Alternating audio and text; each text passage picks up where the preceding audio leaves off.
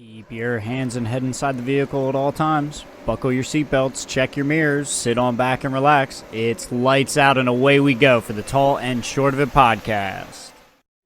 All right, everyone. Welcome to another episode of the Tall and Short of It podcast, coming to you live from the Montgomery Book Club. I'm your host, Justin. And I'm Aaron. Welcome back, everyone, for another week of the podcast. We're going to be shifting things up a little bit. We were talking outside of the pod and wanted to get a little change of structure into things. So we'll still, of course, have all of the big topics that everyone loves to hear. Your rose, thorn, and seed flavor of the week and all of the other good stuff will be there sandwiched in the middle. But just kind of splitting up some of the topics that we're going to discuss and kind of bounce back and forth a little bit throughout the episode, so you may feel a little bit of a change there. But anyway, Justin, it's good to see you. Glad to be back for another episode. Yeah, same to you, man. Good to see you as well. I hope my segues are just as good as yours, because we're gonna try and not do so much. I guess the idea is to stem flooding of information where one of us feels like we're kind of hogging the mic, as it were. So yeah, let's just hope my segues are as good as yours. But yeah, it's good to see you for another week here. Now let's just get right into it. We have got a pretty packed show here, as it were. So give me your rose, thorn, and seed here for the week, Aaron. Sounds good. So my rose for this week was this weekend. I just was absolutely pumped to see the Eagles win in the NFL and the Cowboys lose. It's hard to have a better weekend as a football fan in terms of that. And I had some friends over to watch the Eagles game, made some pretty good food, which I'll get to talk about a little later on. But that was a nice rose to just get to chill out, have a nice weekend, watch some good for the Eagles on both sides of that. So definitely a solid weekend with that. For nice. My thorn this week and my seed, they're a little tied together. My thorn is, I think I may have mentioned it last week, but this lady, one of my residents at work, is just a pain in the butt. She's really difficult to deal with, complains a lot. She's been really... there's a lot of negative aspects about how she's handled the different situations and all, basically being too sensitive to noise around her in her apartment. And so she determined this past week that my property manager was not giving her the answers that she wanted, so she didn't want to talk to her anymore. And so my regional person was like, well, Aaron, you get to deal with this lovely lady now indefinitely because she refuses to talk to your property manager. I'm like, awesome. Already didn't like her, not a fan, and now I am the only person that she will deal with at the property. So sure. That's a bit of a bummer. On the bright side, with my seed, we are moving her to a new apartment, and so I am just looking forward to hopefully having some peace and no longer having to deal with her as often as I currently do. So that's sure. my kind of light at the end of the tunnel there for my thorn this week. Gotcha. Now, is the relocation, is it just in general, quieter area? Is that the idea? Really just, yeah, essentially, but also just moving her away from her upstairs neighbor who hasn't done anything wrong, but they just make too much noise for her. And she has started she was coming to the office about it daily to complain, and then we talked to the upstairs neighbors. They're not doing anything unreasonable, so we can't really tell them hey, knock it off and problem solved.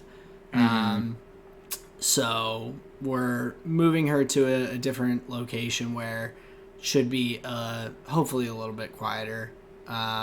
She's had the opportunity to check it out, like test the sound and whatnot, and hopefully that just resolves the issue. Nice. But yeah, That seems like a pretty good solution. it is, except for the fact of having to, like, it was one of my furnished apartments that she's moving to, so we had to hire a moving company to move all of the furniture and everything to another apartment. So spending money there, like, because she has caused such a ruckus and gone to our corporate office, we're paying for her things to be moved to the new apartment. Gotcha. Like, we're doing all this like work, painting new floors, things like that in the new apartment. So there's a lot of money being invested because someone moved into an apartment and clearly should not live in an apartment based on my interactions, just because of how sensitive she is to surrounding noise. So that's it's frustrating because I think most people, when they move into an apartment and go and do a tour of it and everything, would, if they're sensitive to noise, make that known so that we can, like, preemptively avoid any sort of issues. Sure. But instead, she has just moved in and then complained to us until we can't hear it anymore. So not the ideal situation, but I'm looking forward to it being just like resolved, over with, which is a little over a week from now. She should be moving into the new apartment, and I pray that I don't hear from her ever again. Ever again. Yeah. Nice. That's what my good residents do. The good ones, like 90% of them, I never hear from, never see them, don't even know who they are. I bump into them, and I couldn't tell you a single thing about them. Like, name, where they live, nothing. And that's the best, because that means that everything is going the way it should be. Sure. But then the 10% take up 90% of the time. So it's a little flip-floppy. But that's my little rant here for the week. I'll have to create a segment name for my rants. But Justin, how's your week been? What have you been up to? It's been going pretty well, I have to say. A lot of massage-related stuff here I'm going to throw at you really quick. So here at the start of the new year, my license renewal is due, I guess you could say. But we've got all that done. We got it sent in the mail, got it out. My license has been renewed, so I'm good for another 2 years of practice. So that's my CPR, my child safety, all of my ethics courses and everything. So we are all sealed up for another 2 years. Are you and Sarah on alternating years, or? No, she was hitting the books recently with me as well. We were doing the classes. Nice. So that's been really cool. Now and these all lead into each other. So my thorn here then for the week is the little phrase I wrote here is just reworking old pathways of negative self-talk. And I don't know if I talked to you about this previously, and this kind of ties into my seed of looking ahead to this year. I'm actually so my seed here is I'm more excited for new clients this year more than I have been previously. I've always had like a twinge of fear related to new clients because expectations and goals and just goals and expectations can be so misaligned sometimes, and I had a fear of that. Well, and first impressions are like that you get one, and I can understand, especially as a your service industry business, that you are, if someone doesn't like the work that you're doing and everything, even if it is what you're you think is going to be the best strategy to work out whatever issue they have. If, Hmm. like you saying, goals and expectations being aligned, like if those aren't, then You're that never going to see that person experience, again. right, and that's not the goal. The goal is Right. second, third, fourth, however many times they need to see you to get their issues resolved. Exactly. So thinking at where I am as a therapist today, I'm definitely a better therapist than I was this time last year. And I'll use today's I'll use today's client as like a way to illustrate that, where previously that fear of new clients, and especially when they have in the note they say deep tissue, I'm just like, my God, what does this mean?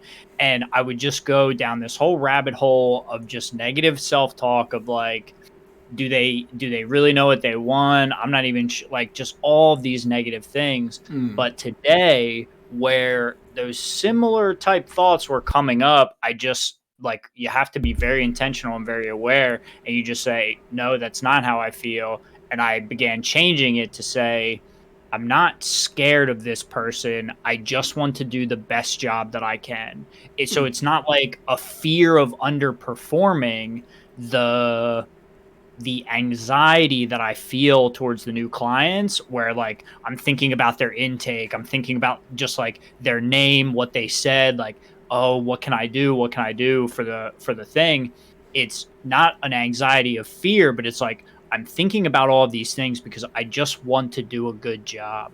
So Okay. I kept repeating that to myself today when I was having those thoughts of like, man, I'm just so bad at deep tissue. Like, it just never goes right. And I was thinking of like the last couple times where it's like athlete plus they request deep tissue and like you don't see them again. Like it was a rough session, blah, blah, blah. And like all of these things, it's like, no, that's like not where we're at. Like we've actually put honest work in to shore up those weaknesses, and we're just going to do the best we can today. And I thought of like, okay, here are the things that I did to work on it. Here are the things that have worked for like deep tissue techniques, and just really saying like, no, like I have this, like I know what I'm doing, and Hmm. just doing my best to have that be the self-talk. So therein, I get done this 90-minute full body deep tissue new client massage on, athlete lifting is going to like require like some actual like vigorous work, Mm. stretching afterwards, where I say, hey, what do you want to work on?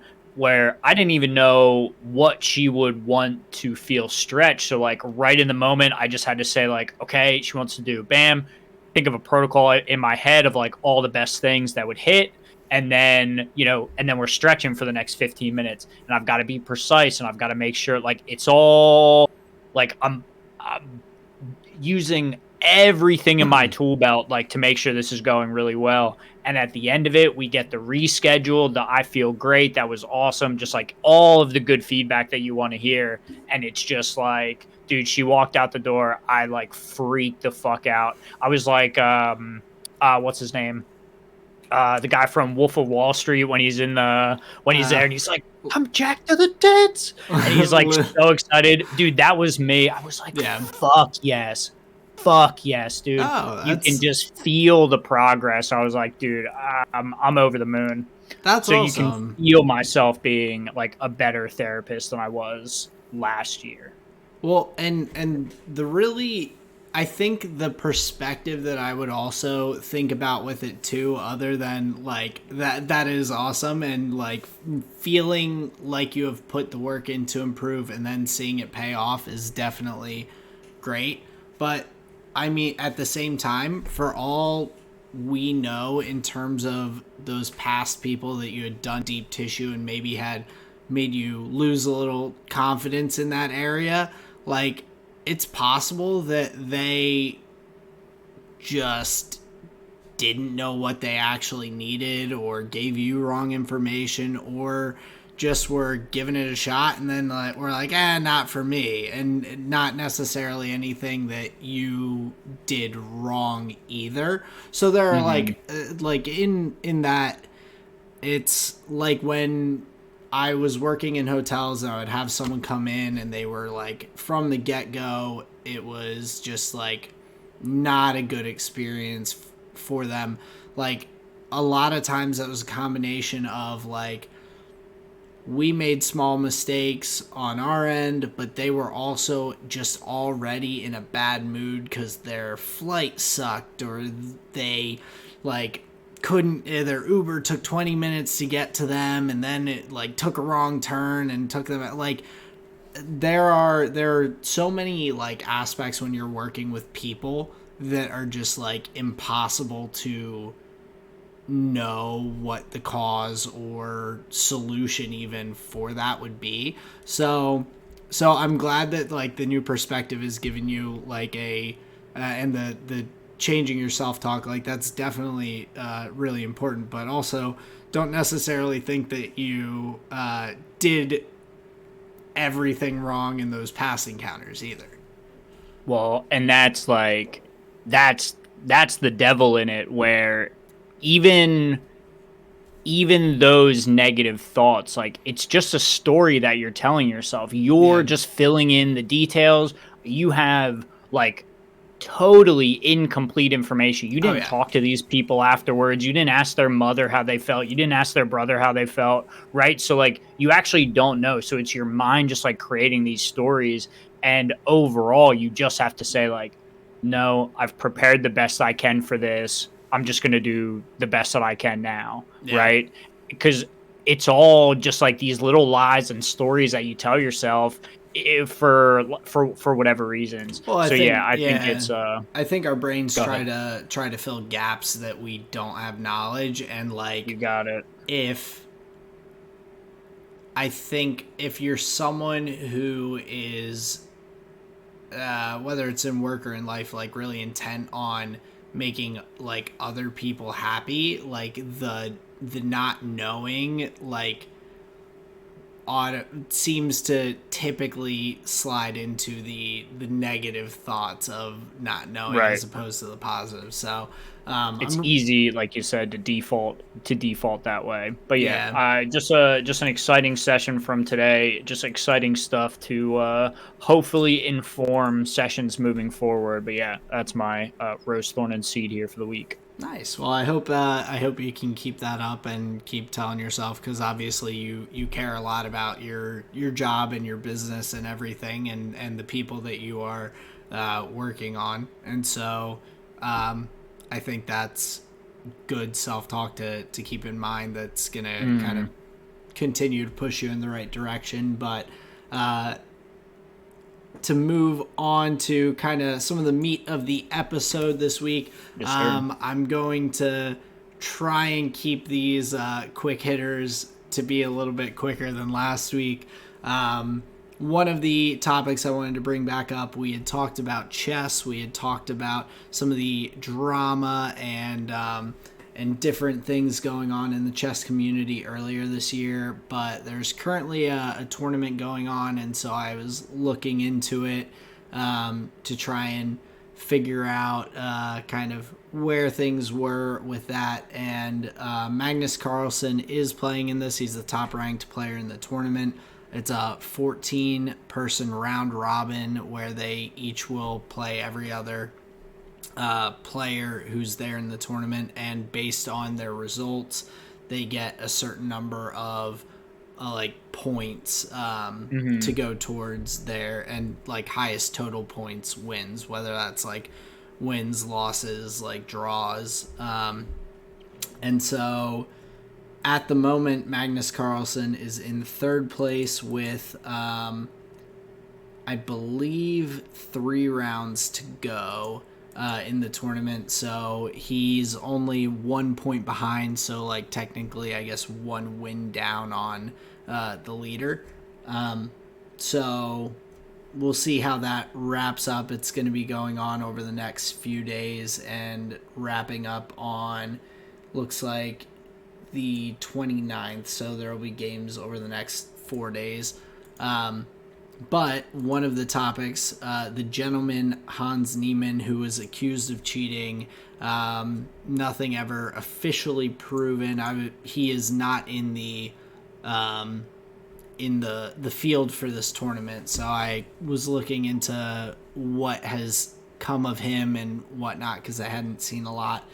And apparently, from an article I was going through, Hans Niemann has confided into some different people or interviews, whatnot, that he has cheated in his past in chess playing. Yeah. But that he was not, he still holds that he wasn't cheating against Magnus and some of these other players more recently. Right. But he was banned or his account was, I guess, indefinitely banned by chess.com for their online chess playing. So he is not allowed to, I guess, be in any of these tournaments that are affiliated, which I believe this one is with chess.com, or at least they are the primary coverage person for the tournament. So Gotcha. So yeah, I don't know how often we'll be seeing Hans Niemann in the future, but I thought I'd give a little update there. Getting into some F1 quick hitters, we have all the F1 launch dates for the liveries. So we actually will have one to talk about next week on the pod. Haas is going to release their livery on January 31st, next Tuesday. Then we have Red Bull, Williams, Alfa Romeo, Alpha Tauri, Aston Martin, McLaren, Ferrari, Mercedes, and last but not least, Alpine. So we're getting all of those over the next couple of weeks, and looking forward to seeing if there's any cool new designs with some of the teams and sponsorships. So Yeah, I'm hoping for some of those billboards that can change the panels. That was just like the coolest thing to me. But yeah, looking for some at least just like interesting color schemes. I don't really care too much about the design. Don't really care too much about anything else. But interesting color schemes, I hope. yeah, any bets on if Mercedes is going to run the black livery or the silver? What do you think? I'm just gonna say black livery, just because I like that. I'll take the other side. I do like the black livery more, but I have a feeling they might stick with the silver. But talking about another team with their launch date, there is discussion. So Red Bull with their launch date on February 3rd.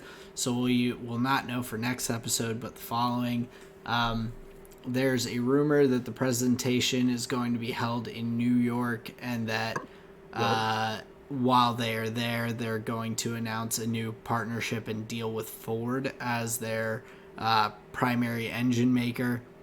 I know we've kind of been all through the ringer with this discussion. Red Bull being their own engine creator and having their own engine team, potentially going back to Honda, talks of like Porsche coming in and different Audi, I think, like all these different engine and car manufacturers. And so the most recent one is Ford as a potential partner, which would be very interesting, as I don't know. I don't think Ford has been involved in Formula One for quite a while now, probably close to 2 decades, I would imagine, at least. So that would be an interesting American tie to kind of bring back into F1. Yeah, especially when there is a what would you say? Not attitude, not increasing attitude, but increasing amount of American influence on Formula One, I think you could say. Yeah, I think that would be interesting to have a American constructor competing.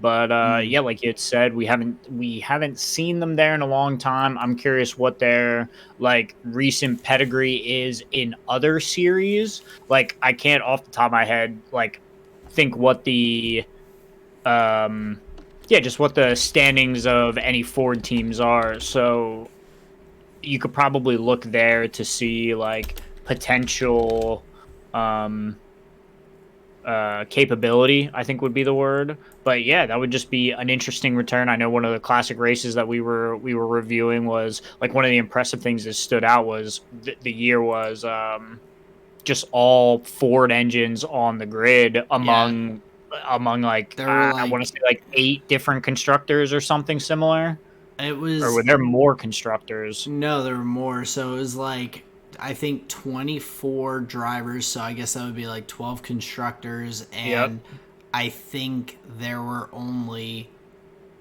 6 out of the 24 that were not Ford engines. So it was gotcha. like Okay, that's a lot more. yeah, so it was like only it was like 75% of the entries were using Ford engines. So Right. and I don't know a lot about Ford's motorsports lately either, but I know that they have involvement in NASCAR. I know there's some Mhm. involvement, I believe, in some of the other motorsports outside. I don't think they're in IndyCar at all, but I do know they're involved in a couple of different series. So it would be interesting. I don't know. I'm not sure like if it's a good or a bad thing. Mhm. So I don't really have too much, but it'll be interesting to see in about 8 9 days what they end up going with Sure. for or if they just continue on as the Red Bull powertrain team. Um, a just interesting tidbit that I saw was that and it was reported by a I believe Japanese motorsport site that that F1 is considering a ban on wind tunnel testing, and I just wanted to kind of pick your brain on that. I think that would be just kind of silly um, to do. I understand that I guess the goal is, oh, you have to utilize your time during practice sessions and this and that to like actually feel out how your car is handling the new parts and whatnot, like the good old days.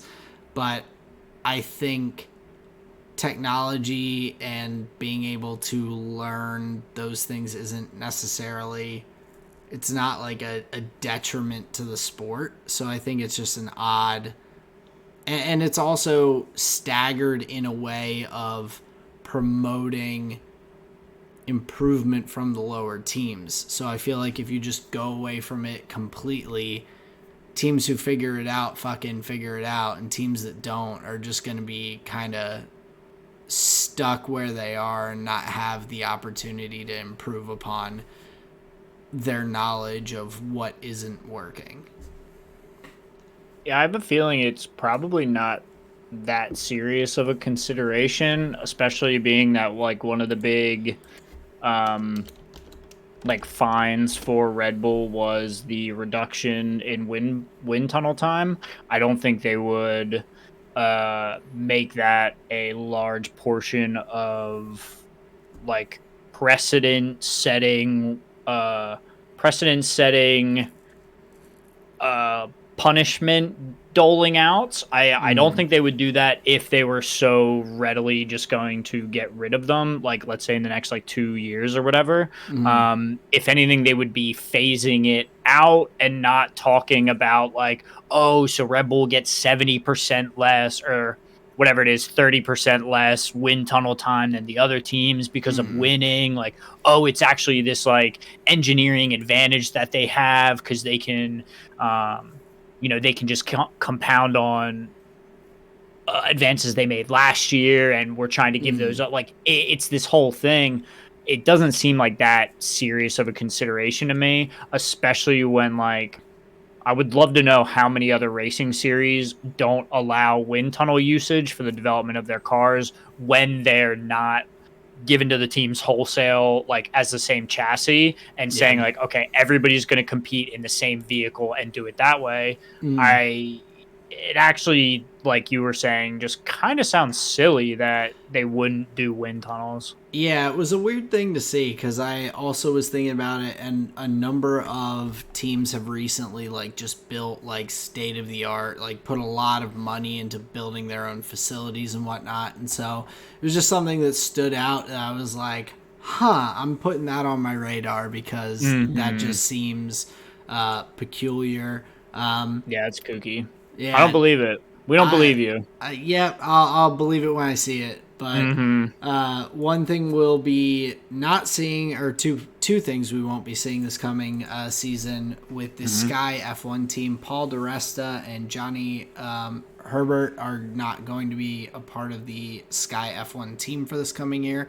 I don't know if that is just due to changes in personas that they want on. We'll still, of course, have Jensen Button, Nico Rosberg, Naomi Schiff, Martin Brundle, Damon Hill, kind of the typical crew. I don't know if maybe it's a downsizing effort of just, hey, these are a couple of guys that typically are doing pit lane reporting, I think, primarily. Hmm. Yeah. That maybe we have other routes we want to go. But that'll be a change coming up into the coming year. Um, another thing that we had discussed previously, but Colton Herta's hopes to join F1 and kind of his goal of trying to get super license points and everything, where he the kind of special exception was denied by the FIA.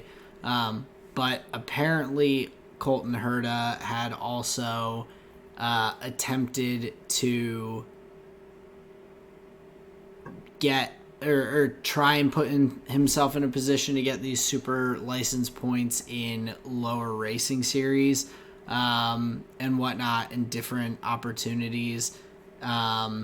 He was denied the opportunity to race in both the U.S. Formula One and Formula 3 championships this past year for whatever reason. And then uh, due to not being having the opportunity to race in those series, could not get the super license points required to potentially be brought on by an F1 team.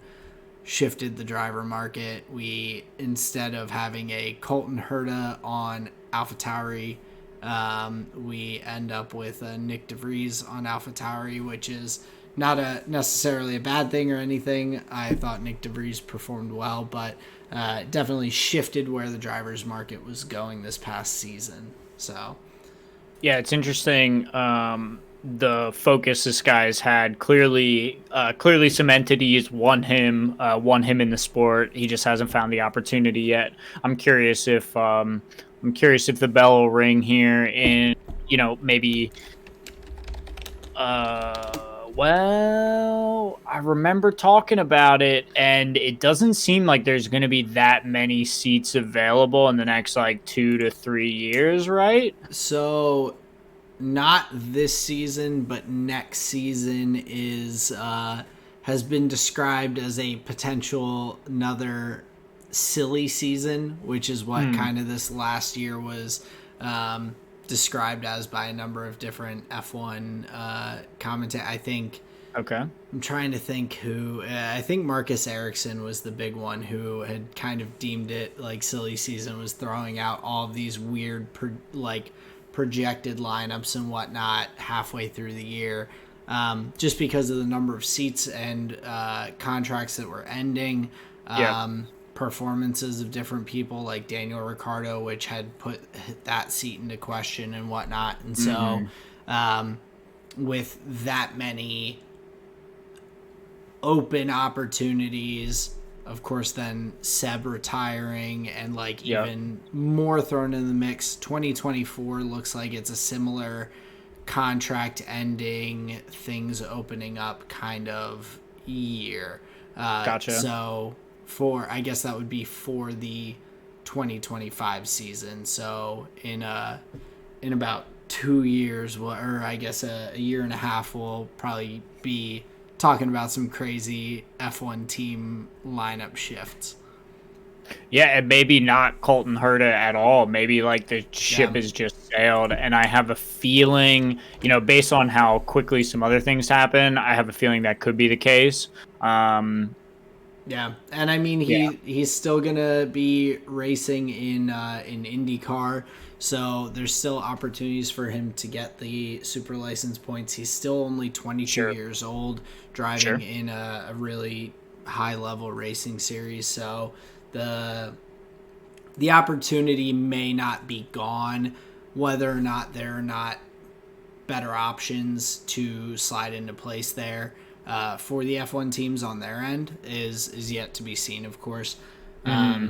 So we've that was just another thing that popped back up on the radar that unfortunately he was kind of restricted from having the opportunity to play it out, and so looking at the FIA and some of their decisions, the FIA was brought in, or some things with the current president Mohammed Ben Sulayem were brought into question because he was interviewed about the potential purchase of a Formula One by some Saudi Arabian conglomerate, and he tweeted out, he said, as the custodians of motorsport, the FIA as a non-profit organization is cautious about alleged inflated price tags of $20 billion being put on Formula One. Any potential buyer is advised to apply common sense, consider the greater good of the sport, and come with a clear, sustainable plan, not just a lot of money. It is our duty to consider what the future impact will be for promoters in terms of increasing hosting fees and other commercial costs and any adverse impact that it could have on fans. And so coming out, calling that an inflated price tag, because that's kind of the number that was being thrown around by some different articles about the potential offer that was put out there. Hmm. A number of team owners were unhappy with him calling that price tag inflated because, of course, any boost to the value of Formula One is a boost to their teams. So as owners, they're just seeing dollar signs in their eyeballs and saying, Sure. hey, don't fuck this up, man. So Yeah, so it's if it's a $20 billion valuation, that means each of those drivers is like $1 billion. I guess if you Obviously, there's other things to be yeah, considered. if you break it up in terms of drivers, yeah, like that's the valuation of the product that they're putting out there, and if you're Hmm. breaking it down in terms of that, yeah. So it's Interesting. definitely interesting, but I do think that's just a ridiculous amount of money. It's hard to even comprehend. So I don't know if it's inflated. I don't know if it isn't, but uh, but the FIA president was kind of. I'm sure he feels similarly to how he's felt with other criticism of the FIA, which was another article that came out recently. He basically said that it is very unfair to see the blame just get cast on the FIA for anything that goes wrong, any issues in Formula One, because there are these rules that are voted upon and passed by the ownership, by the teams, by team principals, things like that. Hmm. So things like at the Japanese Grand Prix last year, a crane being on the circuit to remove to remove Carlos Sainz's vehicle while all these cars are still flying through and have no visibility. That's a fuck up by the FIA. But on the other side of the points and the way the scoring happened at the Japanese Grand Prix, where Max became the champion without knowing it because everyone thought there were half points being applied. Yeah. That situation, what those specific rules and wording and verbiage were all voted upon by all of the team principals and teams to confirm that as like how they wanted to do things. So that's like blame put on the FIA that is kind of undue. And so it's interesting because there's like those situations. There's the situation with Abu Dhabi 2021, which Toto is still apparently unhappy about, or it's still, he said it is some what did he say? He still thinks about it a lot because of how incomprehensible it is, the situation that happened with the safety car and all at Abu Dhabi 2021. So it's like I feel like the FIA is just in one of those positions where they're just always the bad guy. Like you're never gonna please 100% of the people, especially when you have such a large group of people that you're trying to kind of cater to. Well, and maybe the goal isn't to be, or maybe the goal isn't to make everybody happy. Maybe the goal is just to make people understand that like the organizing body isn't the only one making decisions. There are other committees and organizations involved that are all making these decisions collectively, and just say like it's really easy to point your finger at just like the large, header organization that effectively is responsible for everything under the umbrella, but you actually create more educated and engaged fans if they understand like some of that nuance that happens like off of the track, and understand like these are all people all just kind of like just raising their hand like yay or nay in a room on like a Tuesday evening at like 8 p.m. Like everybody's making these choices to say like, do we want blue or orange? Orange. Okay, we're gonna go with orange because everybody voted, right? It's not just these like, the two rotating heads of the FIA saying, what color do you like today? I like yellow.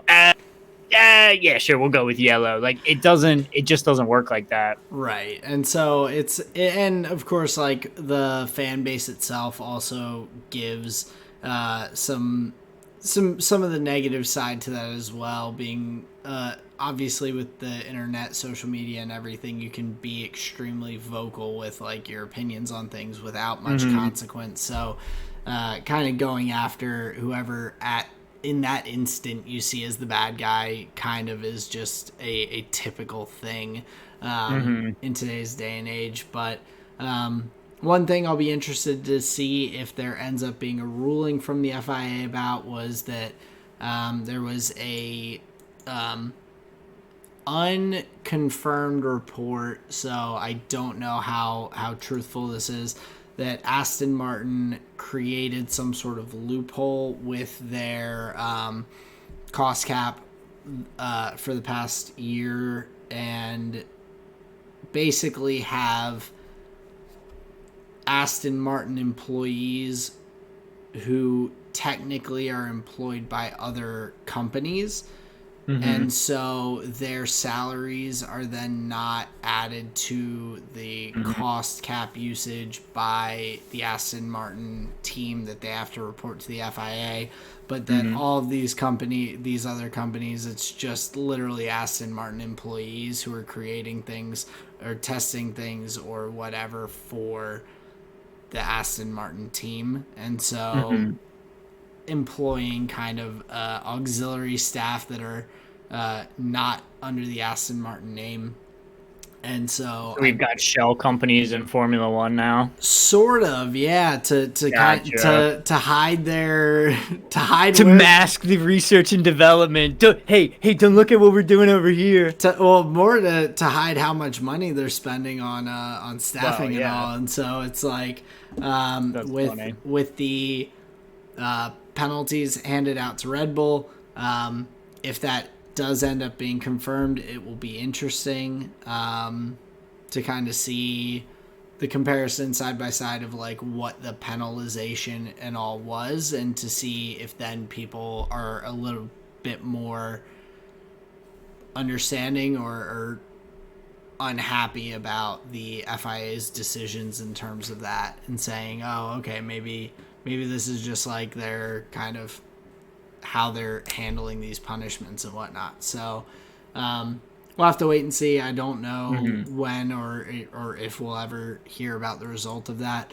But one other Aston Martin note is that they are or have changed about 90% of the parts for their car going into 2023. Gotcha. So a lot of changes that could lead to some relatively early struggles, or it could just be some knowledge or things that they feel like they could apply from other things they learned or saw on other vehicles throughout the 2022 season to kind of progress their car forward. So we'll, of course, wait and see if they have some improvements, but maybe that is, and that knowledge is part of Fernando Alonso's decision to go to Aston Martin, saying, hey, they seem to be like really taking this all in and developing some of these things quickly. So Hmm. maybe that's one of the things that kind of lured him into taking that Aston Martin contract. Yeah, it could be. I mean, they presented a very consistent vehicle throughout the year. Both Stroll and Vettel were racing very consistently, very cleanly, I would say, not like, ruining too many vehicles or whatnot. Yeah. And there's something about that that's probably pretty attractive to a driver like Alonso, where you just see a team just like banging out weekends, Saturday in, Sunday out, Saturday in, Sunday out, and just getting consistent results while being on like a developmental upswing, Mm. being kind of like a newer org to the scene, having a little bit of shove around money with Lawrence Stroll, where maybe they can put that back into development. That's likely a pretty attractive package for a driver like Alonso. Definitely. I think he had talked about that a bit. If I remember correctly, when he made the switch, saying that he had like discussed a lot of things with them and felt like excited about their potential future and kind of like Sure. where their targets were and everything. So definitely something to keep an eye on.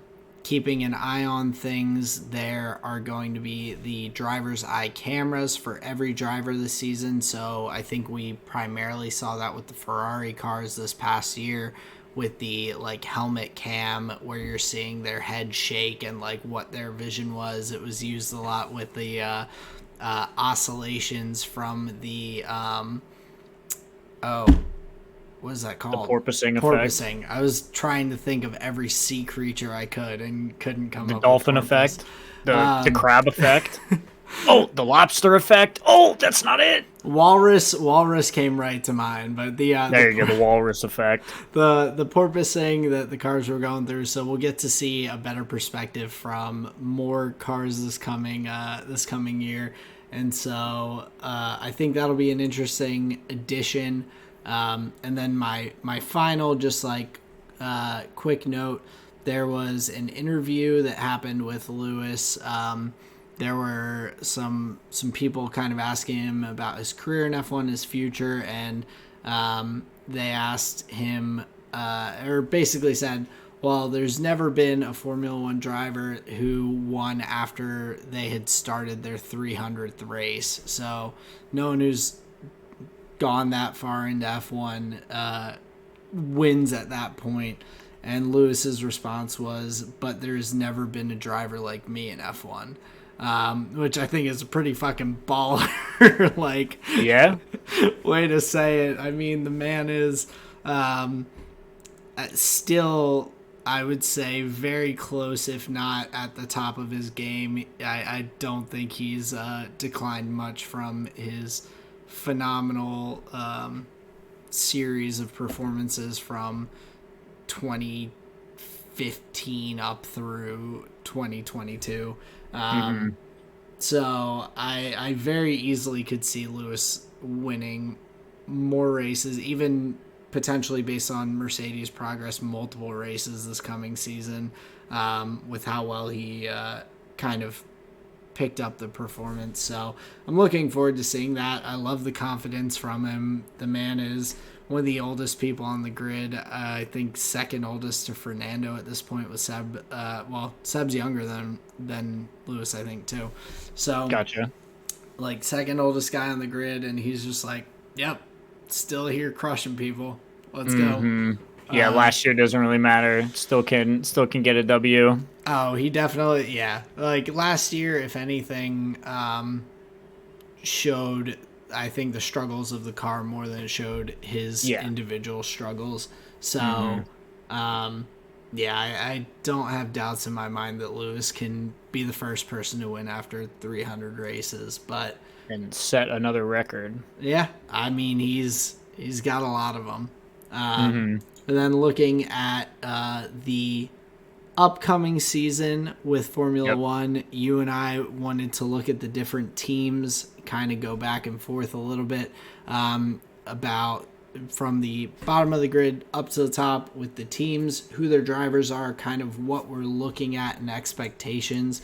So to start off, I am going to kind of cover Williams a little bit, which a lot of that focus goes on to Logan Sargent, with their lineup being Logan Sargent and Alex Albon. Looking at the team, I think they are, from an organizational standpoint, it sounds like they're looking to find ways to improve their kind of organizational goals or skill sets and whatnot, with James, and I'm blanking on his last name, who was with Mercedes, going to be the Williams team principal this coming year. That's one step, I think, in the right direction for them. Bringing on Logan Sargent, I think, is a long-term strategy. I don't necessarily think Williams after this year is not going to finish 10th on the grid again.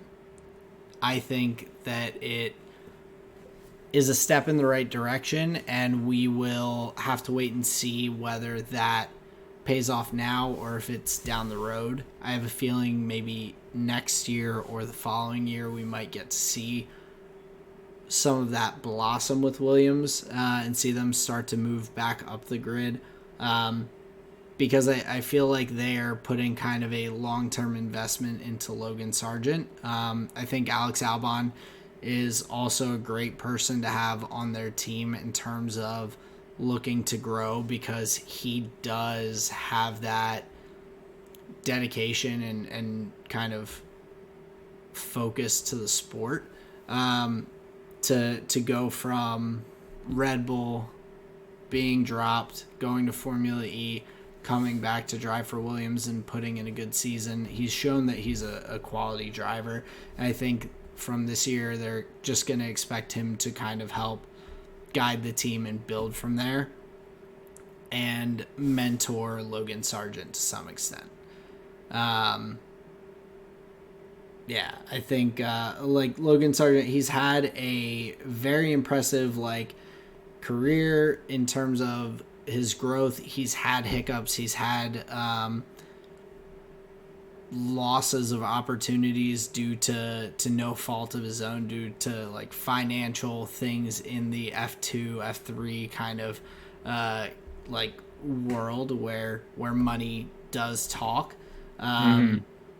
But he has had, just from karting and working his way up through, just consistently very good performances and growth, to where I feel like he is in a good place to learn from Albon, who I now consider kind of a veteran in Formula One. He's had a number of years. He's had his ups and downs, so he's well-rounded in terms of his growth as a Formula One driver as well. And I think that's a good position that Williams was able to let go of our beloved Nicholas Latifi and kind of bring in someone who I mean, last year Alex Albon was putting in good performances, probably had the aptitude to teach a younger driver the ropes and maybe bring them along with. But I think at that point, Latifi on his end had enough bad habits, consistent issues, things like that, that unfortunately just were not going to be resolved by having Alex Albon as his side by side. Having a young driver come in to learn from Alex Albon, I think is going to be a great boost to Williams' performance. What I'm looking for from Logan Sargent is really not to beat Albon, to match him. I want consistency that is from his own performance, as opposed to like whether the car has DNFs due to technical issues and things like that are outside of his control. But if he is able to consistently perform and maybe show one or two races across 23 to show some higher ceilings, that's really what I'm looking for from him. And I'm looking for Williams to put down a solid foundation for the next couple of years this season. Not necessarily move out of 10th, but to show that they've found kind of the right pieces to help themselves work their way up. Yeah, and especially with Albon, where last year I really do believe he like overdrove the performance of the car, where 100%. like there were these weekends where like it seemed like the performance was X, but he was up like 10 places from there, like just like driving the Y pace, and it's like, well, okay, so that's like actually quite impressive. So it seems like Albon is the type of driver to have these like quite exciting drives in what was an unexciting vehicle. So if he's able to build on those performances and maybe have, like you were saying, he's more of a veteran driver now, being the probably, number one slot with a young driver coming in. He may have a lot to offer the team, just as far as like guidance and not building the car, but like developing the car and this and that. So yeah, I think Albon plus Sargent is quite an interesting lineup, just based on Albon's like shining performances, and then having a quite seasoned driver in Logan Sargent, not seasoned in Formula One, but has a pedigree in other series. Yeah, they seem like they could be a pretty good duo, like you were saying, for a foundation building type of season. Yeah, I think like I think that Logan Sargent has not just shown that he is a F1 quality driver, but that he has shown that he can perform and have these highs. He's won multiple karting championships on his way up. He finished highly in every series, really, that he had a car that was competitive. Finished close versus Oscar Piastri, who was picked up by McLaren this year in Formula 4. Had a really good Formula Renault year. He was in... he had the opportunity to win the Formula 3 title during one of his years in Formula 3, going into the last race of the season, and it ended up DNFing due to an incident early on in the race. So winning would have guaranteed him the title. And so being that close and getting there, even up until the past couple of years when Williams took him on as a junior driver, and really worked to make sure he got the super license points he needed by having him drive free practice sessions and taking those opportunities to earn extra super license points. They put him in a position to kind of slide and come into that role very easily, and I think they've set him up for success coming into the team. And Sure. so I'm looking for them to have some good progression over.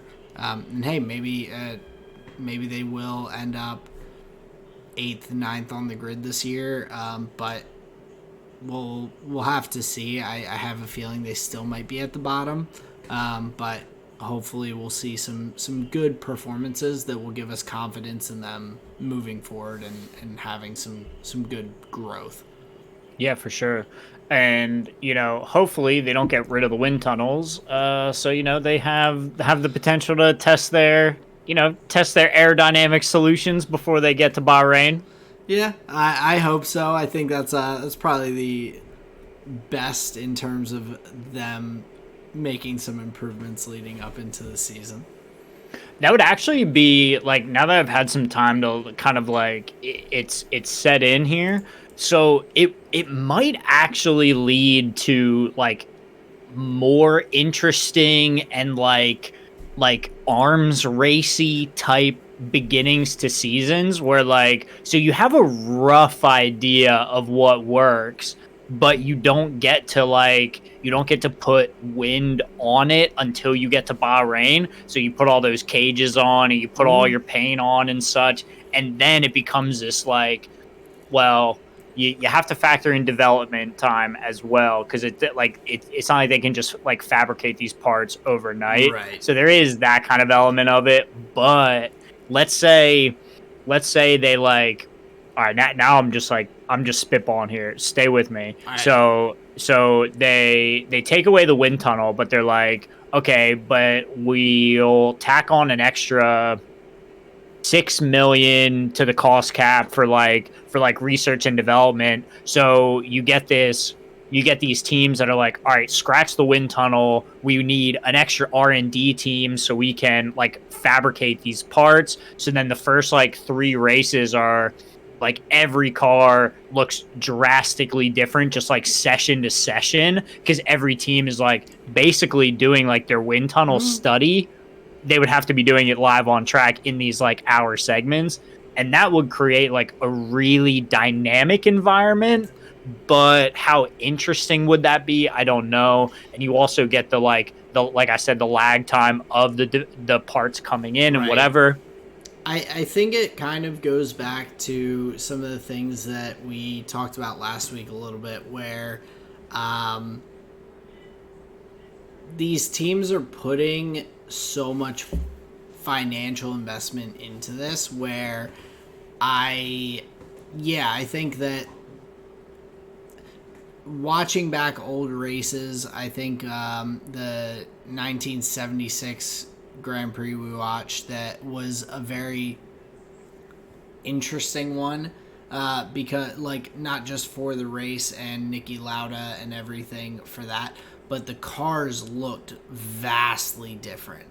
A lot of them looked extremely different from one another, with wider bodies, slimmer bodies, bigger wings, like crazy, like different front wings, different rear wings, like all these different components, and the cars looked like dramatically different. I think if you're going to, in this day and age, like, do that, unfortunately, I think if someone gets it wrong with their development, then they are going to be so ridiculously off the pace of everyone who got it right, that it will the 107% rule may come back. And Sure. I don't know if that's I don't necessarily think that's a good thing. If it's due to poor driving, like, yeah, if you throw me in an F1 car and go, here's the gas, here's the brake, here's how to shift, good luck. Yeah, I'm not going to be fucking keeping up to speed. But if these professional drivers are at this point in time, with the quality of drivers, quality of like everything in F1 are all of a sudden not being able to race on race day because their qualifying times were so brutally bad because their team just couldn't figure out the aero. Mm-hmm. I That think wouldn't be an that's interesting thing to watch. no. So like I Right. could see it adding intrigue if all the teams are able to keep up with the development and everything, but I could also Mhm. see it going very very poorly. Yeah, and that's like way more likely. Mine is like this little like paradise environment where, Well, everybody's got a whole bunch of money. it's hard to say, and like with the budget caps and everything, like I tried to research where Williams was this past year in terms of their budget and how Mm, much they spent, and I couldn't really find much. There's sure. not a lot out there. Um, but say they weren't at the cost cap, then raising it $6 million or Doesn't anything do like anything. that does nothing for any of those teams that already aren't getting there. So Right. that just gaps them even further. So Mid diff, yeah. yeah, so I'm hoping to see some good progress from Williams. I would love to see Mm-hmm. them work their way up the grid. Mm-hmm.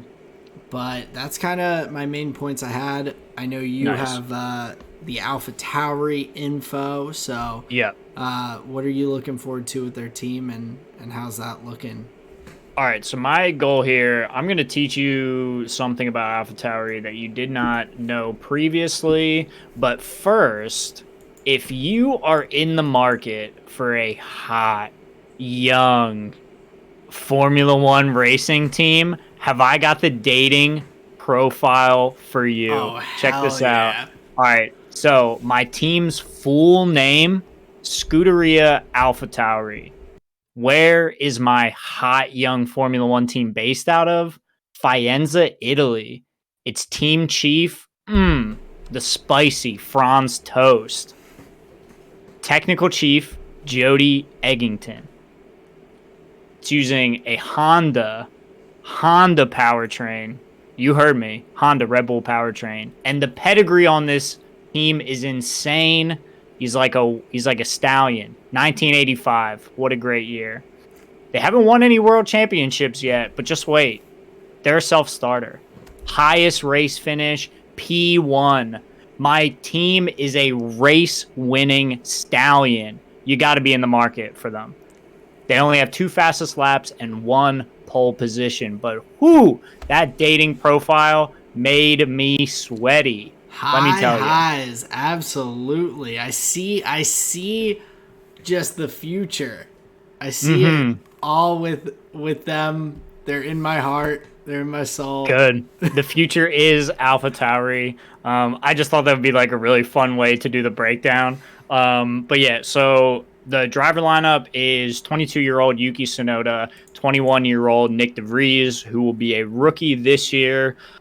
Previously in 2022, he had a stint with who did he do that with? I think he did that with It was Williams, Williams, yeah.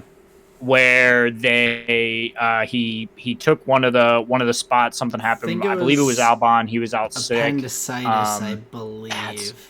that's right. Yeah. So thank God he's okay. But Nick DeVries stepped in, and we had a wonderful drive from him. I believe he finished P9. So just a great showing. Now, talking a little bit about kind of like where Nick's come from, he was the Formula 2 champion in 2019, as well as Formula E world champion in the 21 season, alongside of Stoffel Van Dorn with the Mercedes squad. I believe they finished 1-2.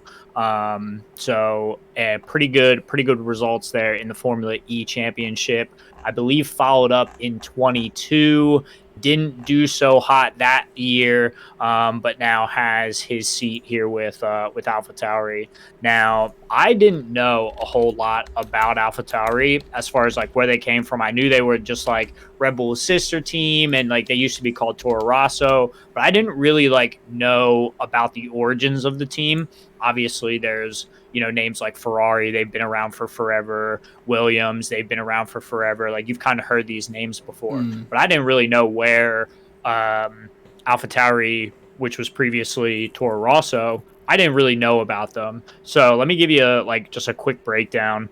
Okay. So they bought up the old Minardi spot where Minardi, that's where the 1985 comes from. Minardi competed from 1985 to 2005. They were like kind of like well respected. They had a good amount of fans, but they were like one of the least competitive teams just like many, many years running. They never achieved a podium finish, and they only ever finished as high as fourth in, I think it was only like 3 races. Wow. So a good number of years to be racing and like not to accomplish a whole lot. So then you have the Red Bull organization come in and say, "Hey, we want to buy that spot from you." They slot in their Toro Rosso. Now their early years were actually kind of like marred with a whole bunch of like kind of chassis and like engine development stuff. They were constantly using the previous year's spec, or like this race's spec, or like just not the current up to date version. So while they were able to like achieve some middling results, there was something about just like using last year's tech that it just wasn't really working. So they go 2006, 2007, like really uninspired, until you have, the soon to be first time world champion Sebastian Vettel gets their maiden pole, maiden win, same weekend. And this really kind of changes the trajectory for Toro Rosso. They end up able to kind of compound on some of those victories. Seb then goes on to win multiple world championships with Red Bull.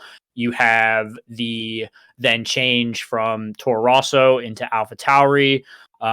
We see some drivers such as Carlos Sainz come through. We see Daniel Ricciardo come through. One of the landmark years for the organization was the years of Vergne, and Ricardo. They had some pretty good results there together as well before they all get moved up. And then I believe it's 2014. Max Verstappen comes along, and it just continues to be this just breeding ground for insanely good Red Bull talent. All the while, though, they're trying to like establish their own name, not as this sister squad, but like we are kind of our own organization. We're putting up our own, we're putting out our own talent into the field to become kind of like a constructor in their own right. All the while breeding like insanely strong talent in this really, really scrappy kind of, not underdog mentality, but definitely not coming with like the largest budgets. So they've actually been able to put some pretty good results together, but it's been Pierre Gasly and Sebastian Vettel that have gotten their 2 victories. And I think with Pierre, they really were just on the upswing. I think he was probably one of the strongest drivers that they've had in recent years, and was able to really, really perform for them. I think unfortunately I was really high. This is where I'll eat my sword. I was really high on Yuki Tsunoda for his rookie season. However, I think some significant learning curve issues, consistency issues, maybe just some form issues really kind of marred his rookie year. Obviously, had a really solid follow up in 2022. Best finish P4, really strong, like big improvement over the 2021 season. So I think Yuki has kind of, and the team has helped, especially with that move closer to the org, has kind of helped mold Yuki into a driver that has been able to become at least more consistent than he was, which hopefully sets them up for a better year. However, the results of 2022 are not as encouraging as they would have been in 2021 previous to the rule changes. So Right. I think in 2021, Alpha Tauri looked really, really strong, like really strong. But then you come to 2022, the now we're using ground force, and you have all of these just development issues that are marring all of the teams. It's like it's a totally new rule set. So Alpha Tauri really, really struggles in the 22 season, not ever able to make the same impactful performances as other teams. Like even an Alfa Romeo was like coming out hot in the beginning of the season, and then you have Zhou Guan Yu putting in some like really late, like really good late season performances. So even this team is kind of on the level up, but I think AlphaTauri really kind of stagnated in 2022. So we look at a history of middling performances with some standouts, and then recently we see some middling performances with some shining moments. So overall, you could say AlphaTauri has been rather consistent, but has shown some of its strongest moments in its more recent years. We're just looking for 2023 to have a maybe a bit of a resurgence of pace here, where I think they were lacking significantly in 2022. Yeah, and I think from looking at the team, they very easily could be 10th on the grid in the constructors this coming year.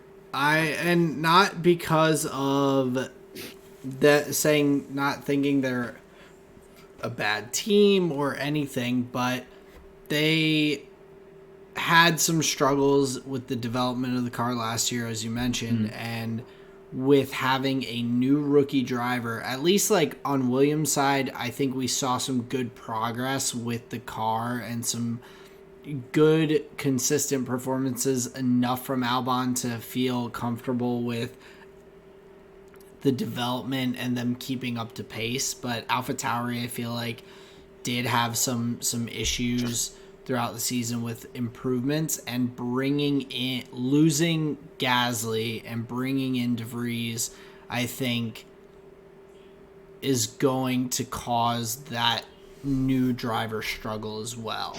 Along with Yuki being still relatively new, it'll be his third season. I think he's improved like from his first year to his second year, but there's still some areas to be shored up. So I think that their driver lineup is relatively untested in terms of just lifetime in Formula One. So that is interesting to see. The other note that I just had about De Vries was that the article I had sent to you earlier on in the week that I found interesting, and I'm hoping it doesn't end up affecting his career in Formula One or his like mentality. But essentially, Nick De Vries is being sued by one of his financiers for a loan, where it essentially said that he signed a lease saying, hey, if you loan me 250,000 euros so that I can continue to race, because Formula 1, Formula 2, Formula 3 are very expensive sports, took this loan out to hopefully propel him into the opportunity to make it to F1, with a weird clause that if he was driving in Formula 1 by 2022 on contract, that he would have to pay 50% of his lifetime earnings to this like lender, which is a ridiculous contract to sign in the first place.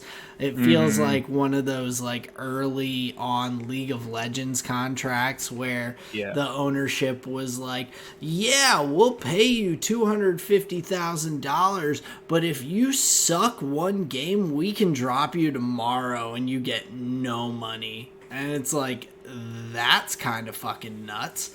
But I guess the issue is that he drove one race in 2022, but technically was not contracted other than as a reserve. And so this financier of his career is saying, oh, he raced then, so I deserve half of his money that he makes for the rest of time, which is just absurd. But and I'm just hoping that it gets cleared up. I think that it is a fucked up contract that should not stand in any court of law, because that is absolutely just like fucking beat them up in the alley and mug them robbery in terms of like making a contract. So Well, it sounds predatory is what it is, and like yeah. it's the same thing that you would hear about with like 360 deals in hip hop, where they give you act like total access, but they say, but we get a piece of every single thing you do, and it's just like, well, wait, wait, and I'm curious who, if I understand one of Nick's interviews properly, his legal counsel has been limited over the course of his racing career. So it's not that surprising if he was attempting to do some of this stuff by himself or with like limited counsel, that he would have unfortunately been taken advantage of in that way. Because you're right, that is just kind of a ridiculous contract, and Right. somebody who was making a good faith agreement with another individual likely wouldn't be putting some crazy clause like that in. Yeah. I mean, our boy's only 21 now. How old would he have been when he made that contract? You just don't know certain things. So he's 21 now, so he would have been 17 maybe at the time. It was in Brutal. 28. It was over 4 years ago. Yeah, that's tough. That's really tough. And my heart goes out to Nick DeVries. Hopefully he can win some races, make some bonuses, make some sponsorships, and just hand that guy a boatload of money and just say, fuck off, dude.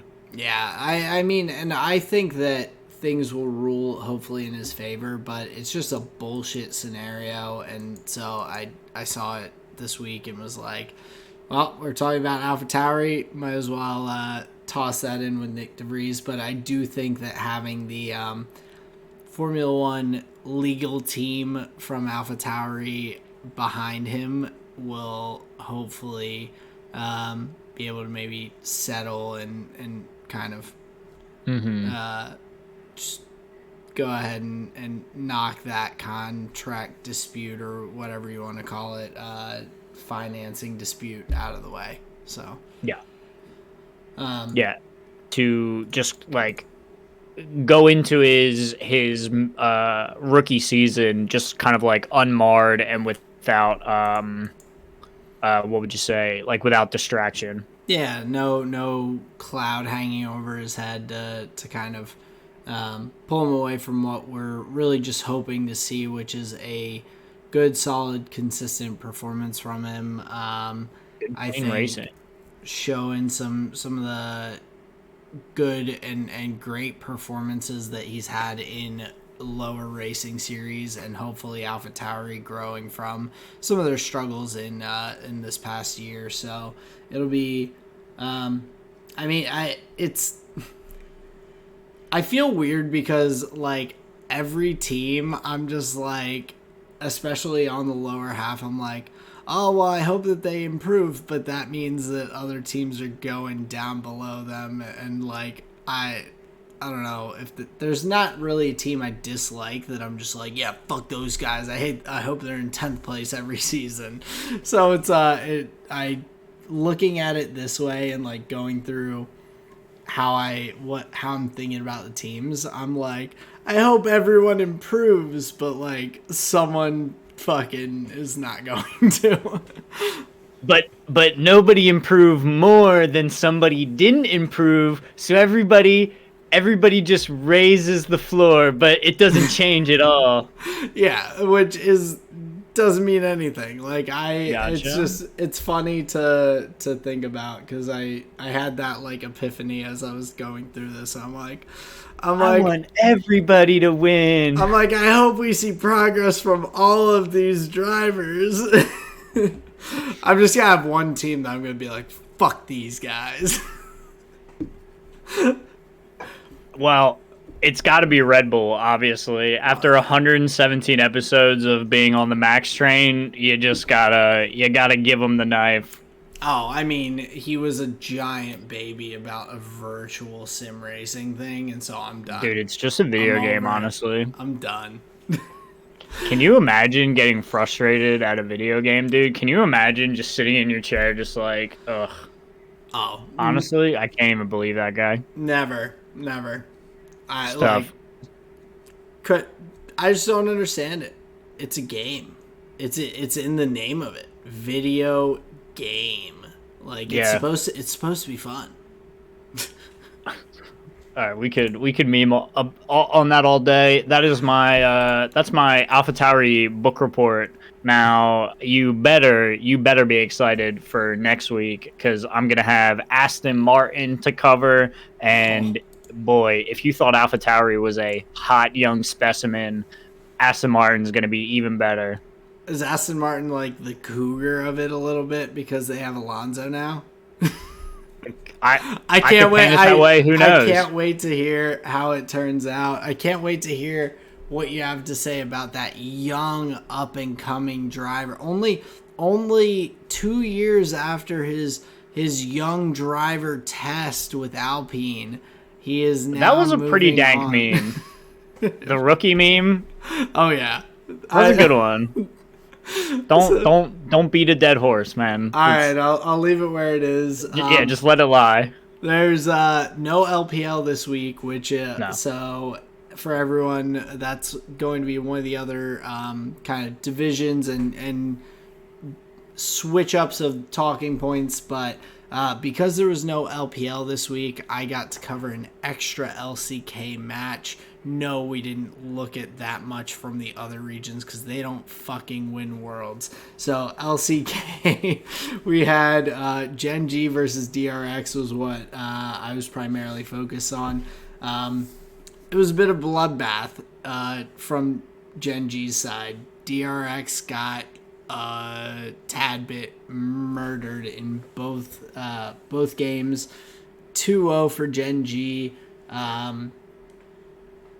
I mean, I have a bunch of notes, but really overall, it was just very clean, decisive play from Gen.G, and that is especially like as we're looking at early on in the season, the things that are going to stick out the most to me are the team cohesion and the team play and play styles because metas are going to shift. Metas may not have been figured out yet with it being so early, especially into the spring split, and seeing a team that was able to capitalize on different opportunities. In game one, it was very, very close in terms of their kill scores and everything. It was like, or sorry, no, I'm thinking of game two. In game one, it was like just pretty brutal. They won heavily from the get-go. Game two, it stayed pretty close for the first. I mean, I don't think there was much action until like 10 to 15 minutes into the game. And it was just staying steady, slow paced. But they just were able to make trades consistently in terms of the macro gameplay that were just brutal for DRX. I mean, trading like a split pushing play. I'm trying to think who it was. There was like someone split pushing who got killed, and they just take 2 turrets for it. And just like consistently trading up in those macro decisions. Dragon control was off the charts. Just really clean, crisp gameplay throughout both of those games, and they had opportunities to potentially end the games like really early in both of them, but Mm-hmm. opted to not commit and potentially die and give up the ground that they led, to just back off, take dragons, take barons, and then just continue to focus the objectives and push down till they ended the game. So really, from Gen.G, I was extremely impressed with their performance. On DRX's side, I just think they were outmatched as a whole. I don't think that they're a bad team necessarily, or I didn't see too much that really disappointed me from them, other than just overextending to try and catch up. They were kind of losing from the get-go on all sides, and their biggest issue was like in game one sending the Fiora to split push again and again and again just to get killed off again and again and again. Like it was kind of these last ditch efforts that I didn't feel like DRX did anything wrong to get in that place, or egregious, but that they just like got beat from the start and were not able, had to kind of make these extreme plays to try and keep up. Mm-hmm. Sure. Yeah, I think those are pretty fair assessments of the series as a whole.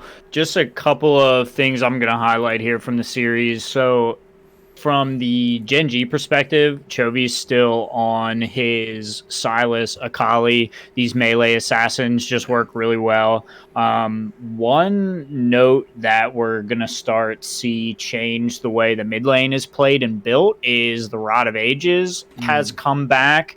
So I think teams and players are currently experimenting with like what is going to work as a Rod of Ages mid laner. Also, Rod of Ages is like a scaling item that gives you the health, mana, ability, power over the long term. So you're Yeah. planning to scale a little bit more. Well, and I think Go that's ahead. also we talked last week about the LPL a little bit with their first matchups. That's part. I think from looking at it, that's part of why Kassadin was coming back into the meta, because you Yep. were getting the Archangels and the Rod of Ages both, which Hmm. are just extremely strong when it comes to Kassadin being able to utilize the ultimate to its fullest extent because of the just insane amount of mana you have.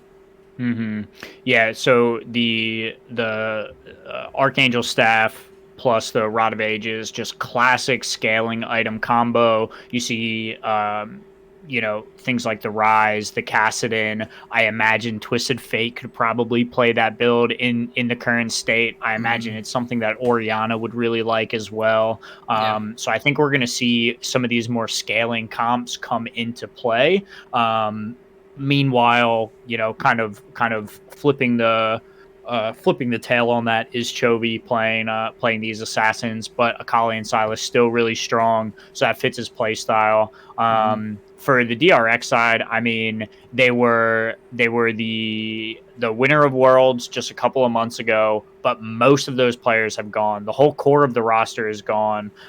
So we have to factor that in and say, like, yeah, look, it's not like the DRX that we know from like just last year. Zeka's fucking gone. So the pop off potential of the team really needs time to build synergy and begin to work with Beryl, a veteran player here. To become that DRX that we came to know in late 2022. I think it's just going to take a while to get there. Another element for Gen.G that is really working, that is kind of maybe an understated element, is the top side, Doran, Peanut, Chovy, just like running like a clock. But what was really interesting was Pays and Delight in the bottom lane. We have an 806 performance on Jin with a 2012 support, and then we have a 1009 Zeri game with an 0021 Yumi support for Delight. Like those are insane opening statistics Yeah. for an untested bottom laner coming into a Gen.G that is like one of the pedigreed squads, right? Mm-hmm. When you talk about Korean League of Legends. So I think there's something to be said for Pays and Delight coming out and just fucking dominating the bottom lane and using those first the very supportive Jin pickup and then going the other way, putting the cat on Zeri's back and just saying, go forward, homie. So Yeah. playing like two very different play styles and annihilating at both of Oh, them. it Like the was perfect score lines is disgusting. it was terrifying. Like I mean, Pays has just come up from Gen.G Academy. Like Yeah. he was with them for the past like 2 seasons, but this is his first professional opportunity. Delight was not playing on any crazy teams. He was on Gen.G's Academy, and then T1 Academy, T1 Rookies. He was playing. He played with Fredit Breon last year, and the year before, I guess, in December 2021. But both of them are young, talented players, and they did just absolutely stomp in their first matchups.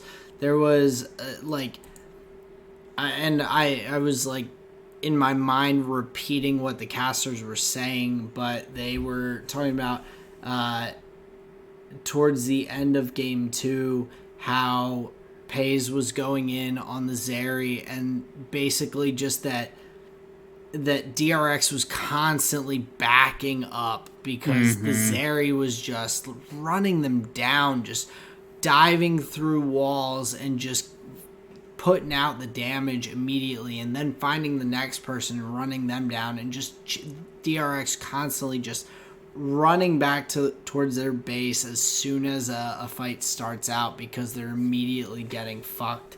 It was a impressive performance from Pays and Delight. Like having a perfect perfect Perfect KDA, series. perfect series for their matchup is Mm-hmm. extremely impressive. So I have high hopes for Gen.G. Obviously, last year they had a really good performance as well. So it was not unexpected for them to come in. They were second in the LCK for the spring standings last year. Not unreasonable to expect them to have a impressive performance now, especially with not a ton of changes to the lineup, but really looking good coming into the season. Yeah, I definitely agree. Big 2-0 there for Gen.G. One of the other series we were looking at. I was focused on the T1 series against KT Rolster. So in week 1, they took on Gen.G. That was a 2-0. So I figured it'd be better to focus on a series where they were a little more tested here. Now, in game 1, I think it really came down to them not having a great answer, barring like Faker flashing forward or like Zeus getting a nice gnar onto the aiming. I just don't Mm. think they had a great answer for the Zeri Lulu. Just a lot of movement speed, and unless you have some reliable like point and click CC or something to really lock her down, it's going to be pretty tough to get on top. So I think KT also was able to hop in the backpack of a pretty strong aiming there. Mm. Well, and I think in game 1 too with T1's comp, it's very wombo combo-y, and you Yeah. need to get to a certain point. Like having the Gnar being able to go in and the Vi being able to go in and Guma on the Sivir to propel that is great, especially with Faker to follow up with the ultimate from the Galio. But if your team gets behind, then there's literally no opportunities for you to come back other than maybe utilizing the Sivir to get to really, really late game with 35, 40 minutes, or the Mm-hmm. Vi to potentially like look to get picks. But if KT Rolster doesn't put themselves in a position to mess up, then from the get-go, they're kind of just in the driver's seat. Yeah, big time. And it would have to be like on aiming, mispositioning, or missing a cleanse or what have you to really get called out in that position. So I think just playing to their strengths and avoiding the T1 Wombo combo where at all possible. So KT Rolster takes game one, and then in game two we have Faker back to his origins on Oriana. Interestingly, not going the Rod of Ages in this one, so um, possibly not the route of scaling that they want. We see the Quesante, which I think is like going to be the big focus for me in these next two games because it's a champion that is kind of new to the competitive scene. I believe. I mean, he's been being played for a little while now, but seeing him in different team comps, different scenarios against different matchups, it takes a while to get a sense of overall how the champion is doing. Are teams just picking it because it's new and they're like really testing it? Are they getting good results in scrims or what have you? But it's clear that Quesante has some significant dueling potential against some matchups in the top lane, which make him a pretty strong option in a world where we have a lot of dueling top laners. It's a Jace, Camille, Jax, Fiora type meta. So in a sense where there's going to be a lot of brawling going on up in the top lane. He has some really good CC to help with that. His ultimate is quite interesting, giving him some serious combat effectiveness. Overall, I think Quesante is quite strong for the top lane. We see Zeus put in a pretty good performance in game two, and then Keen takes it for game three. Not on the same matchup. Zeus plays Renekton against it, but I think it is just going to be added into the pantheon of just these bruiser top lanes that are a house to deal with when up close. Yeah, and it reminds me a bit of like when Set had been a pretty strong, like new top laner where it's that brawler, Yep. it's a close range, you've got a lot of good utility at your disposal for damage, for just like that brawling kind of aspect of the character. Mm-hmm. And so I think there are aspects of like figuring out how to play it where it's best suited, but I think we're gonna continue to see it pretty heavily for a bit. Looking at the pick ban for Kisante, he is tied for what is this? Tied for 8th in pick ban, Okay. being banned in 9 games. And then being picked in 7, or I think that's what it is. Okay. Yeah. So, or sorry, being banned in 9 games, picked in 14, 7-7, so only a 50% win rate. That's what I was seeing. Mm-hmm. So I do expect Right where him. Riot likes it. Oh yeah, just everyone at a 50% win rate. Mm-hmm. It's all even, man. But I do expect him to continue getting picked, and I, like you Me said, too. I think teams are still figuring out what the best way to play him, fit him into their strategy, because he obviously offers a lot to teams in terms of fighting, in terms of kind of laning and all. And so if they can find that good team comp, like we see with some of the bot lane kind of duos and whatnot, the Lucian Nami, if we can find something that meshes well with him, I'm sure we'll see it pretty consistently in that kind of team comp.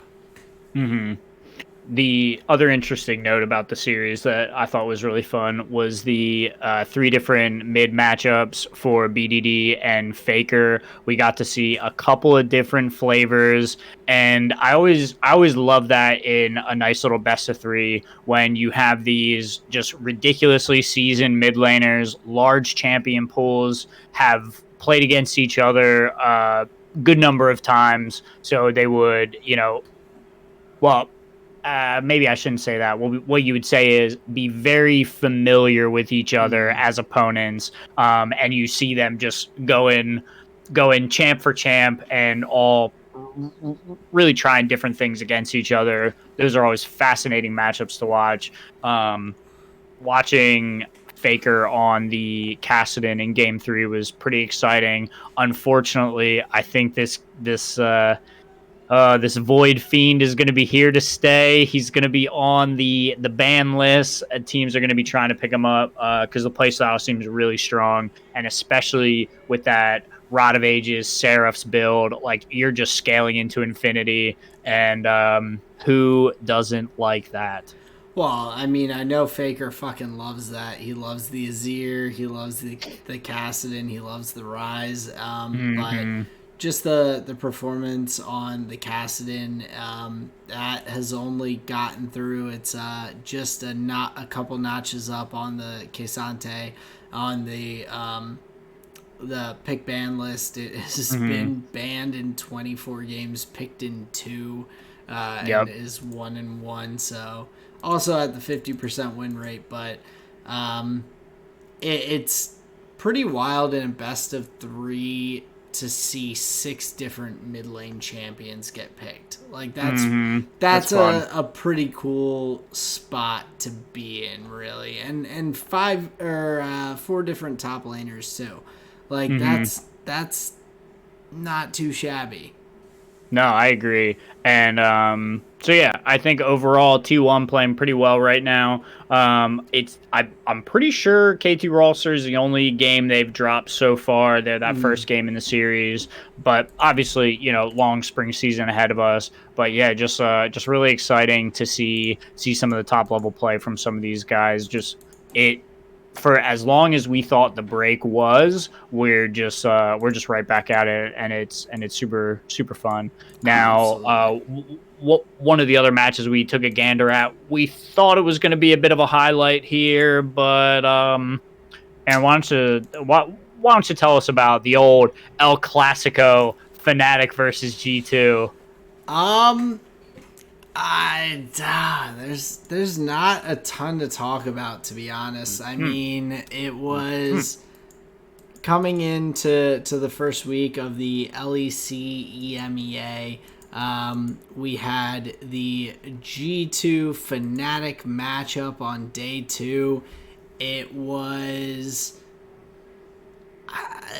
kind of a weird comp for G2, but it fit them very well. I mean, I Hmm. felt like Fnatic picked much more of a standard comp that we're seeing in the LCK, in the LPL.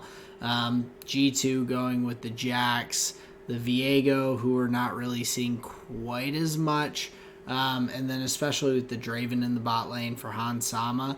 But that is obviously one of his comfort picks. It's something we saw with his time in North America, with his time in the LEC previously. And so it's not unreasonable to see Han Sama play Draven, but I I just feel like G2 was able to kind of control the play throughout the game. They didn't really slip up. Fnatic just seemed kind of unprepared for G2's play, and it wasn't G2 didn't really like match the meta from anything. So it wasn't that it was like a bad draft or anything from them or like a cheese draft. It just seemed like Fnatic wasn't ready for what they brought. Hmm. Well, and interestingly enough, like if you look back at Yike's not match history, but like his like game history, Viego is a top champion for him.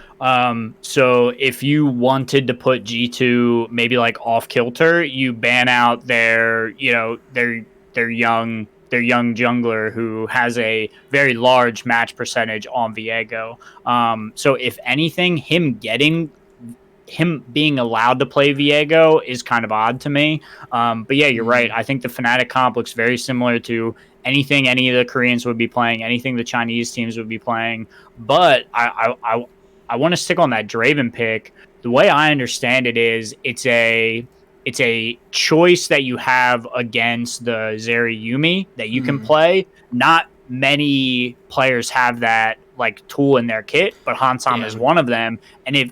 And you saw the game, like they were able to capitalize on that advantage that they had very early on. Mm, Han Sama gets the double kill in the bottom lane after over aggression from Reckless and Rux. They burn the exhaust early. Draven doesn't have to exhaust it, so then or it doesn't have to cleanse it. So like mm, now they're effectively down a combat summoner and they push that advantage, get the 2-0, and you watch like Yike just played around the bottom side advantage really well. You had Broken Blade and Caps taking advantage of their like uneven lane matchups basically, mm. and they just played out a bottom lane advantage almost like to the degree that they wouldn't have been taken advantage of Oh, after a certain point. yeah, and with like Razor like on the Sejuani, he like that's a it's not a bad pick, but when you have that bot lane focus from G2 and that pressure and all, and your bot lane is a Yumi Zeri who are behind, you are Mm-hmm. so shit out of luck. Like you're sitting there like, oh well, yeah, I can ult the bot lane, and then as soon as Draven is unfrozen from my thing, he's gonna just nuke my Zeri for half health on one axe throw, Mm-hmm. and Yeah, just and you watch that play. and then Go ahead, once sorry. Yumi, and just like once Yumi's dead, like the Zeri's dead, and Yumi has to detach or any way that happens, like Yumi's 10 times squishier. You're just like Mm-hmm. in a bad spot as soon as your bot, like, there's not much you can claw back with that Sejuani. Right. No, that's a great point. And like to even talk about the play that you're illustrating, like the from range Sejuani ult where Draven just has to cleanse and just like walk backwards. Zeri's tanking turn in that scenario too. So like they had a window. They had a window to like try and claw back some of that advantage that Draven gained. They kill him, push that wave up, get a bunch of, I don't know if plates were still available at that time, but they could possibly get some, let's just say, turret advantage there Yeah. and like really claw that back. But the from range he cleanses, just walks back for free, really was like, okay, I'm not sure we're going to be able to get anything done here. Yeah. So yeah, it really was G2 just playing to their win conditions once they were able to eke out some of those advantages. Yeah, which is like again, like I was talking about with the LCK and Gen.G, obviously like focusing more on Gen.G's DRX matchup than their T1 matchup, Yeah. but um, the cohesion, the like playing out your advantages, and like being able to do that in such a clean manner just gives me a huge like boost in my expectations for that team moving forward, because the figuring out the meta, the learning new champions, the learning new play styles, that's something these players do all the time. It's Mm-hmm. something they do every time Riot shifts the meta with any patches and balance changes. The cohesion and how you can play that out with your teams and teammates is what makes or breaks some of those best teams. And so seeing that, G2 definitely looks like a scary matchup for the LEC moving forward. Mm-hmm. I think Fnatic has a lot of talent on their roster. They just have to figure out how to play it out better, because obviously, like Wonder Razork, Humanoid, Reckless, Rux, those are all names that we've heard in the LEC for years now, and they're not newbies. They're not learning other than how to play with themselves and how to match the meta best. They're not Mm-hmm. like trying to figure out, oh, I'm in this new world of the LEC. What's Sure. it like here? So there's definitely some expectations for Fnatic, but G2 looked really intimidating in that matchup. Agreed. Yeah, I think G2 is going to be tough to beat. Pretty sure they're 3-0 on their first weekend. They are, yeah. So that's a pretty good showing. Excited to see more out of this young hotshot jungler. Yike! It's a pretty good name too. It is. I like it. But yeah, so that's our little bit of League of Legends coverage. Now I don't have anything in the way. Final Ah, League of Legends note. oh, go for it. I have to give a quick shout out. This is LCS time, baby. The Oh, things that are important in League of Legends, but Aframu, a long-standing member of the LCS, announced today actually that he is retiring from League of Legends as a player. So sure. 5:30 p.m. saw it while I was getting situated for the podcast and everything, but just wanted to give Aframu a shout out. He's been a long-standing and very beloved player in the LCS, and whether it's a major region or not, I just had to give him a shout out for a long time of good memories playing and watching his career. So Support's just so easy, bro. Support's so easy. the memes are so easy, bro. And to be fair, like you do want to commend one of the things that he was best at in the community is like being one of the streams that you could go to and learn a significant amount about the game in general, about competitive, what it's like to be a pro, and then even like some of the nuances about the lane matchups. I think he was a great teacher in that regard. Very I positive, like person in the community. Like You got it. loved having him around. I hope that he hangs around in some capacity, because clearly to be here from fucking whatever 2013 2014 Dignitas all the way up until now is pretty amazing. So congrats to him on a exciting and awesome career. Don't worry, dude. You're gonna see him very soon on the NALCS guest analyst desk. I'm pretty sure that's his new I gig. thought they got rid of the analyst desk, my guy. I Well, guess we'll find out this week. it's a rotating cast of faces you know and love to come and talk about the pro scene. When's Dyrus's pillow gonna be on? Yikes, dude. That's probably a pretty dirty pillow at this point. Most likely, but yeah, I don't think you Yikes. had any other LCS notes or whatnot to discuss, did you? Nope. I just wanted to get into your flavor of the week here. Sounds good. So for my flavor of the week, visual medium, Colleen and I started that 90s show this week. It is the reboot of that 70s show. To be honest, I've enjoyed it. It's very like lighthearted, kind of the same. I think they've done the humor from that 70s show very well, where it's all like lighthearted, kind of hinting and teasing at different jokes, like running kind of gags and whatnot. The things that people loved about that 70s show, but without making it too like new or trying to like change the formula too much, like some of the other reboots of like How I Met Your Father coming out and I think they've done a nice job of like hitting the nostalgia that people have without like overdoing it. So yeah, we've gotten to enjoy that a bit. We're only partway through the season so far, but it's been pretty amusing and a nice kind of casual watch.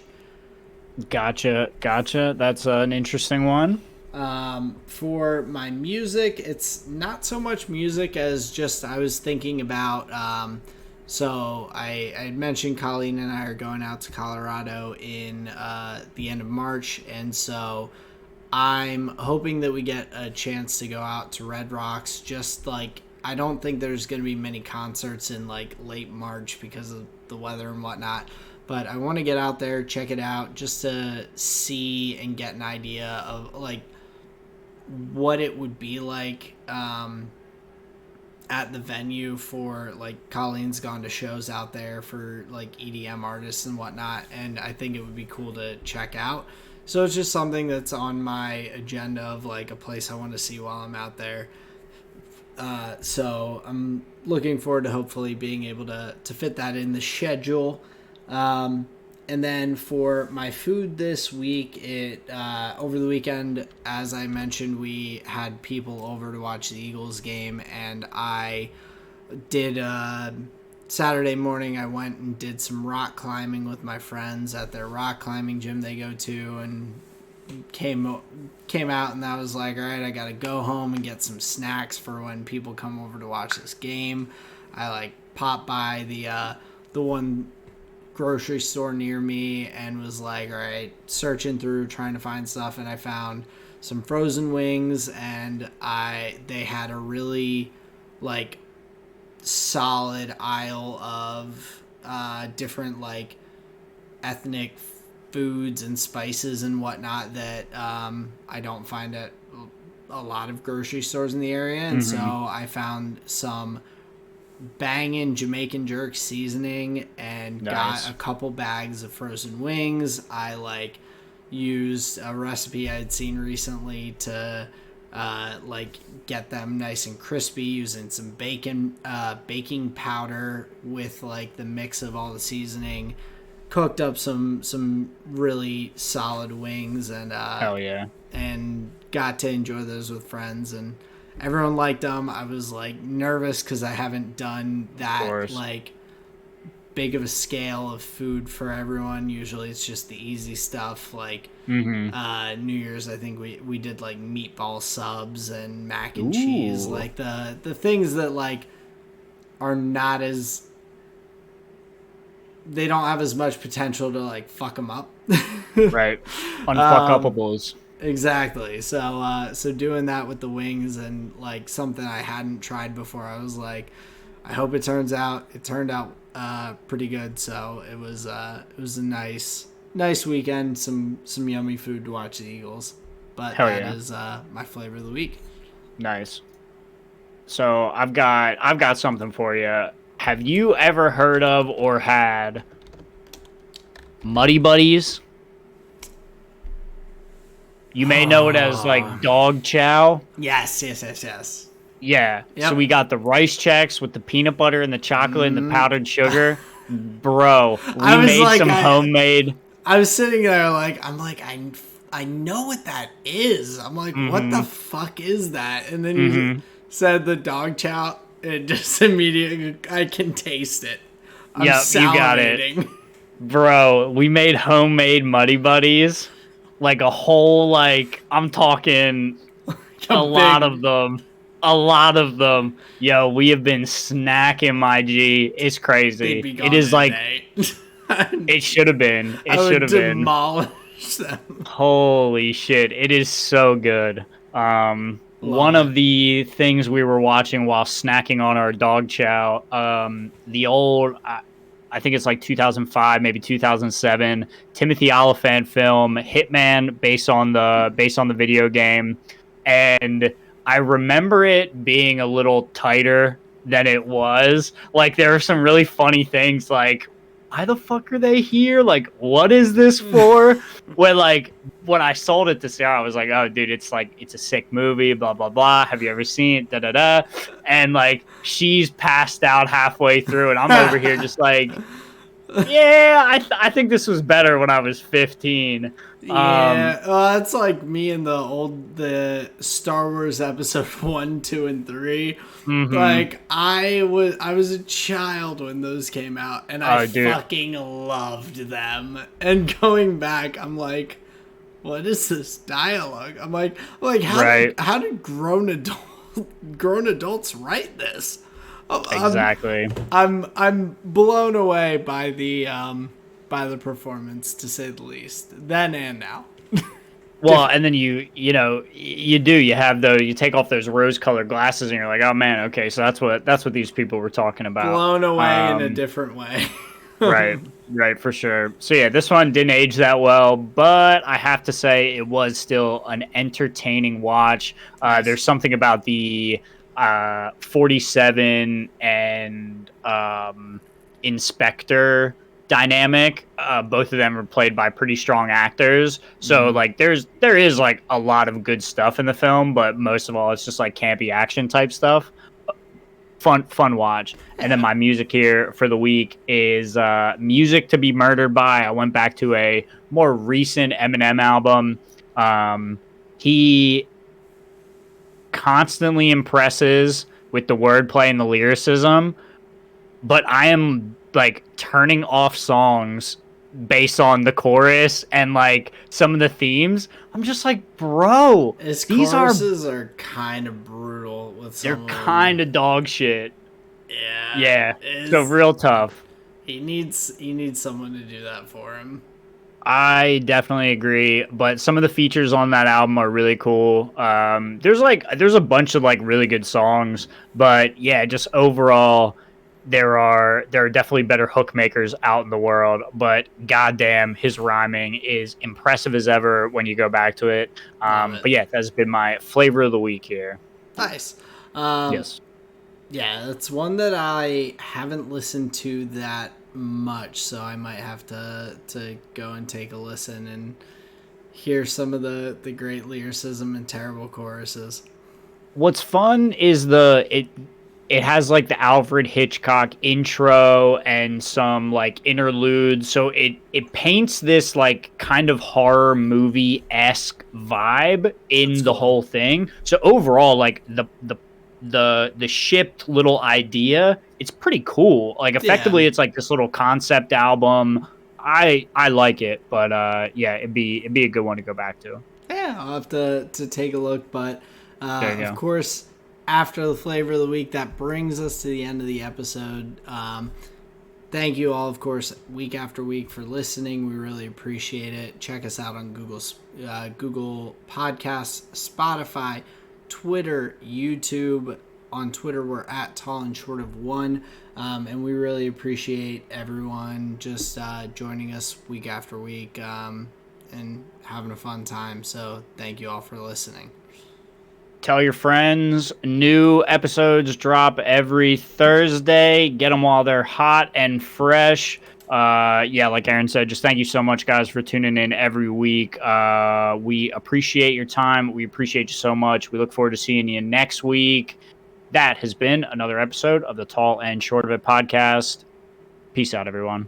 Later.